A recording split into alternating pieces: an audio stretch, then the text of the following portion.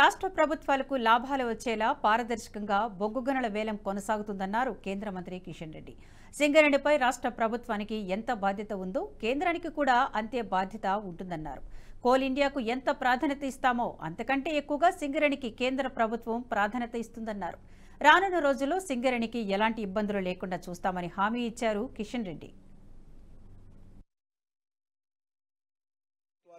ఆ యొక్క లాభాలు వచ్చే విధంగా ఈ యొక్క ట్రాన్స్పరెన్సీతో ఈరోజు ఈ అలాట్మెంట్ జరుగుతూ ఉన్నది. మిగతా అనేక విషయాలు ఈ యొక్క బొగ్గు గనుల ద్వారా ఎవరికి ఎంత లాభం వస్తుంది, అదేవిధంగా బొగ్గు గనులు ఓపెన్ యాక్షన్ ద్వారా ఆ యొక్క బొగ్గు గనులకు సంబంధించినటువంటి సంస్థలకు ఎంత లాభం వస్తుంది, లాభమా నష్టమా, ఇవన్నీ విషయాలు కానీ రేపు కానీ ఎల్లుండి కానీ డీటెయిల్ గా మీకు ఇస్తాను. కాబట్టి భారత ప్రభుత్వము చాలా పారదర్శకత ఉంది. ఎందుకంటే సింగరేణి ఒక రాష్ట్ర ప్రభుత్వానిదే కాదు, కేంద్ర ప్రభుత్వాన్ని కూడా.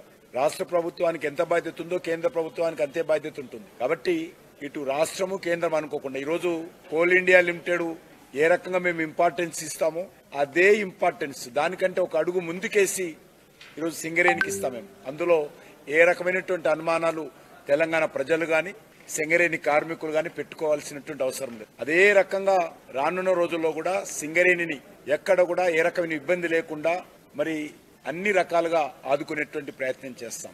కాబట్టి దీంట్లో ఏ రకమైనటువంటి రాజకీయాలు నేను ఇక్కడ మాట్లాడదలుచుకోలేదు.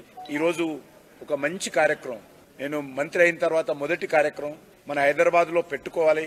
నేను హైదరాబాద్ సంబంధించినటువంటి వ్యక్తిని, తెలంగాణ బిడ్డననే ఉద్దేశంతో గత 9 కార్యక్రమాలు ఈ రకమైన కార్యక్రమాలు ఢిల్లీలో జరిగితే మా అధికారులందరూ కూడా హైదరాబాద్ లో పెట్టాలన్నట్టు అప్పంతో వాళ్ళని ఒప్పించి ఇక్కడ పెట్టుకున్నాం. కాబట్టి ఒక మంచి కార్యక్రమం స్టార్ట్ చేశాం. కాబట్టి ఖచ్చితంగా నేను తెలంగాణకు సంబంధించిన ప్రాతినిధ్యం వహిస్తున్నాను. కాబట్టి సింగరేణి అన్ని రకాలుగా ఉంటాం. ఏదైతే గౌరవ ఉప ముఖ్యమంత్రి గారు చెప్పారో ఆ విషయాలన్నిటిపైన కూడా పరిశీలిస్తాము. ఒక 2 మైన్లు మా దృష్టిలో ఉన్నాయి.